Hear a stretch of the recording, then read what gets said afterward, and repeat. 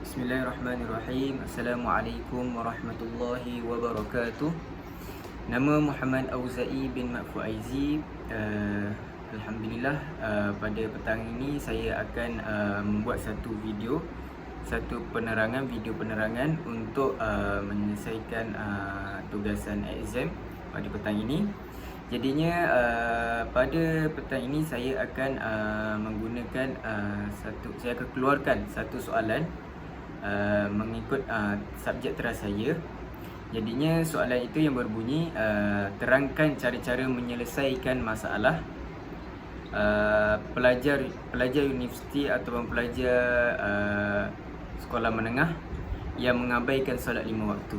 Okey, maksudnya dekat sini saya akan memberikan penyelesaian cara-cara untuk menyelesaikan masalah pelajar-pelajar universiti atau pelajar-pelajar sekolah menengah ini yang mengabaikan solat 5 waktu ini. Okey, baik. Pada awalnya kita sudah ketahui yang mana pelajar-pelajar universiti atau pelajar-pelajar sekolah menengah ini majoriti semua sudah baligh, maksudnya sudah mencukupi umur, dan jadinya solat 5 waktu ini sangat-sangat penting bagi diri beliau untuk melaksanakannya, kerana solat 5 waktu ini adalah suruhan Allah Subhanahu Wa Taala. Jadinya wajib bagi kita, bagi Muslim, bagi orang-orang Islam yang sudah baligh, maka wajib untuk dirinya untuk menunaikan solat 5 waktu. Baik, pada solat ini adalah juga kita kena ketahui solat adalah tiang agama.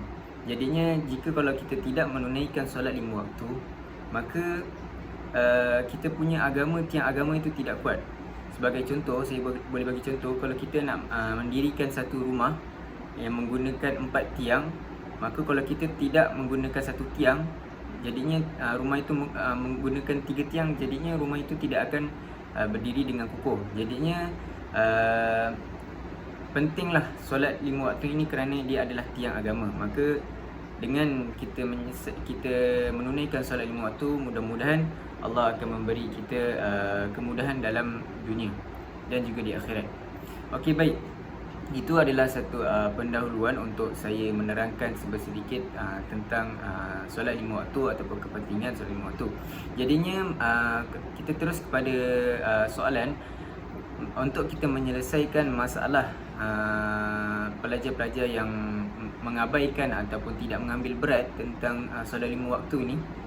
Jadinya antara yang saya boleh keluarkan, yang pertama yang kita boleh menyelesaikan masalahnya, antaranya adalah mereka ini adalah kurang pendidikan dalam ilmu solat. Maksudnya mereka ini kurang dalam diberikan pendidikan ataupun diberikan satu ilmu tentang solat 5 waktu ataupun kepentingan solat 5 waktu.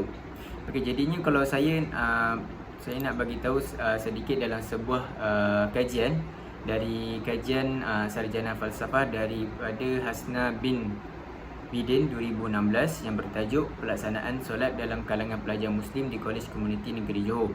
Beliau berkata, pengetahuan pelajar yang tinggi tentang solat masih belum menghasilkan amalan solat yang konsisten. Segala bukti kajian mendapati pelaksanaan solat pelajar yang sederhana dan masih perlu diperbaiki. Okey, maksudnya dekat sini pelajar universiti, maksudnya pelajar universiti adalah kita ketahui berumur dari umur 18 ke atas. Jadinya jikalau kalau kita berfikir umur 18 tahun ke atas ni sudah baligh, jadinya memang sangat-sangat diterapkanlah solat 5 waktu ini, sangat pentinglah bagi mereka. Jadinya itu adalah pertama untuk kita menyelesaikan masalah adalah memberi didikan dalam ilmu solat ini. Dan yang kedua, perlulah guru membimbing pelajar solat. Maksudnya dekat sini pertamanya guru ini adalah sangat pentinglah bagi pelajar, kerana guru adalah salah satu contoh yang baik. Jadinya guru ni sangat-sangat untuk memberi bimbingan supaya mereka menunaikan solat. Jadinya guru ni sangat-sangat pentinglah bagi pelajar. Dan seterusnya yang ketiga, memberi penekanan supaya solat. Jadinya guru pun sama juga, memberi penekanan, maksudnya kita kena tekankanlah kepada mereka supaya mereka solat, suruh mereka solat. Waktu solat dah masuk, jadi kita kena suruh mereka solat dahulu, baru kita sambung pembelajaran. Contohnya begitulah.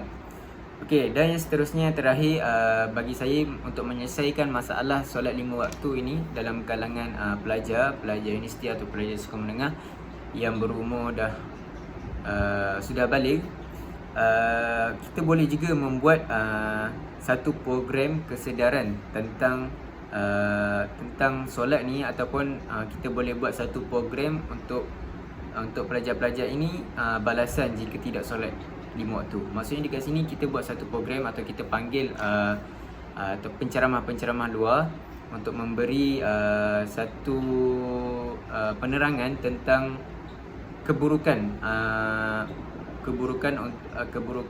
meninggalkan solat 5 waktu inilah.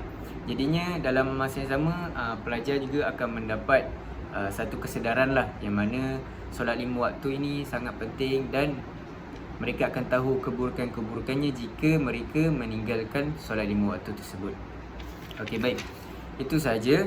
Jadinya kesimpulan dekat sini, solat adalah amalan yang mulia lah, amalan yang wajib kita lakukan. Jadinya sangat-sangat pentinglah bagi pelajar-pelajar ataupun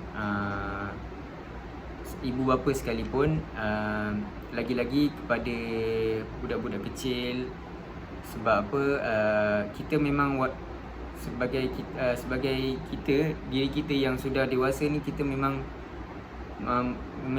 terapkan kepada pelajar-pelajar yang masih muda untuk mereka menunaikan solat 5 waktu, supaya mereka ini semakin dewasa mereka akan semakin biasalah untuk menunaikan solat ni. Jadinya kalau mereka meninggalkan solat, maka mereka akan rasa satu kesalahan ataupun satu kesedaran dalam diri yang solat 5 waktu ini adalah sangat penting. Jadi itu sahaja dari saya. Jadinya saya nak terangkan sedikit satunya untuk soalan ni saya tak tahu, ataupun soalan ni memang kena buat video macam ni ataupun menerangkan cara-cara untuk ni. Tapi saya rasa yang untuk saya menerangkan penyelesaian masalah itu saya dah menyelesaikan. Jadinya kalau saya membuat satu esei, saya akan menggunakan 5 perenggan.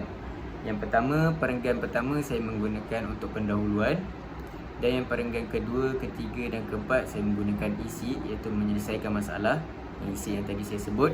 Dan yang perenggan yang kelima yang terakhir adalah saya menggunakan perenggan kesimpulan.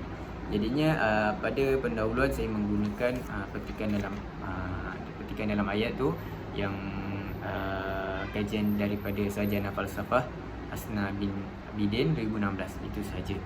Jadinya itu sahaja daripada saya, Muhammad Uzair bin Faizi. Yang buruk datang dari diri saya sendiri, yang baik datang dari Allah Subhanahu Wa Taala. Wabillahi taufiq wal hidayah. Wassalamualaikum warahmatullahi wabarakatuh.